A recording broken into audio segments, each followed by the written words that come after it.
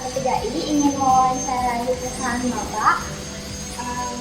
Sebelumnya terima kasih kepada Bapak karena telah mempersilahkan kami untuk masuk ke perusahaan Bapak dan mewawancarai. Juga untuk waktunya terima kasih juga. Kalau gitu kita langsung ke pertanyaannya ada ya. Yang pertama ini bisa nggak Bapak memberikan cerita singkat tentang sejarah perusahaan ini? Alhamdulillah berdirinya perusahaan itu berdasarkan dari hobi sebetulnya ya. Karena kita semua keluarga hobi otomotif. Ya kalau dulu kan sering berkomplek sendiri buat pakai sendiri. Ternyata ada orang yang pengen, ada orang mau yang mirip, tolong bikinin. Dan akhirnya kita mencoba untuk produksi dan diterima di pasar. Pada saat itu memang kita memasarkannya secara door to door juga, langsung ke toko-toko di daerah di Jakarta khususnya di Kebon Jeruk. Itu kan sentra otomotif ya, variasi otomotif. Nah, tapi mungkin sudah waktunya atau sudah jodohnya ketemulah sama satu orang yang memang ingin memonopoli atau ingin menjadi rekanan bahwa produk kita itu dibeli sama dia semua. Nah, kebetulan dia orang Singapura, ya dia nggak tinggal di sini. Dia sebulan sekali mungkin dia datang, atau 2 bulan sekali. Tapi dia punya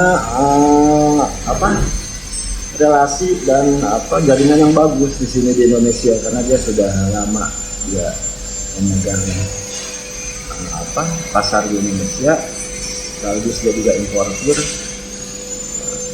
Akhirnya sampai sekarang ya kita berkelanjutan untuk mensuplai perusahaan dia dan dia mendistribusikan barang kita. Jadi ya sejarahnya itu kita dari hobi jual cuman dikit-dikit aja ke orang per orang, door to door ke toko, ketemu satu orang yang mau menerima dan dia mau memasarkan barang kita.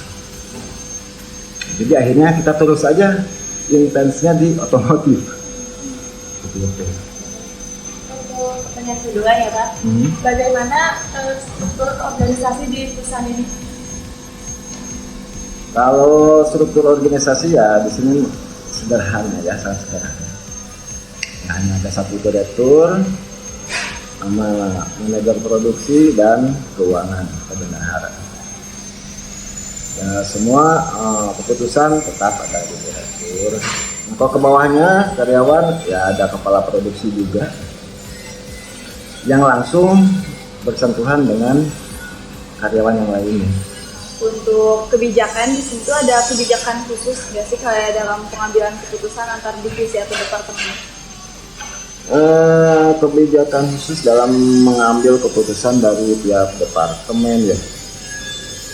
Kebijakan khusus nggak ada sih. Yang pasti mereka mengikuti aja SOP-nya, mengikuti jadwalnya. Kalau masalah ada kendala, misalnya ada kendala, itu mereka ya harus lapor kendalanya di mana. Kebijakan keputusannya tetap mereka harus lapor kan. Nggak bisa mereka ngambil ide sendiri, harus begini kan. Tetap harus ada laporan dulu, nanti mereka mengerjakan sesuai perintah. Baik, untuk pertanyaan keempat, gimana sih perusahaan Bapak menggunakan teknologi dan media digital untuk mendukung strategi pemasaran? Ya kalau pemasaran sebetulnya kita nggak memasarkan, tidak memasarkan barang langsung. Cuman kalau kita promosi perusahaan kita itu ya maksudnya kita tidak mengandalkan suatu buyer, tetap kita juga cari cari kerjaan lain. Meskipun di luar jalur otomotif. Tapi ya kebanyakan ya 90% otomotif. Tapi kita juga menjaring dari pihak lain, ya terutama pihak lokal ya. Kalau luar kayaknya udah susah sekarang. Kalau yang lokal ya kita paling menggunakan jasa. Kalau digital ya kita hanya sebatas di Google Business ya, promosinya di Google Business. Soalnya itu menurut saya Google Business itu di searching engine-nya dia paling mudah. Ya itu hanya untuk promosi aja. Kalau mau untuk memasarkan kita tidak memasarkan hasil produksi kita. Sepertinya pertanyaan kita cukup sih sampai situ aja. Terima kasih sebelumnya Kak Bapak telah meluangkan waktunya untuk kami wawancarai. Assalamualaikum warahmatullahi wabarakatuh. Nah, jadi salah.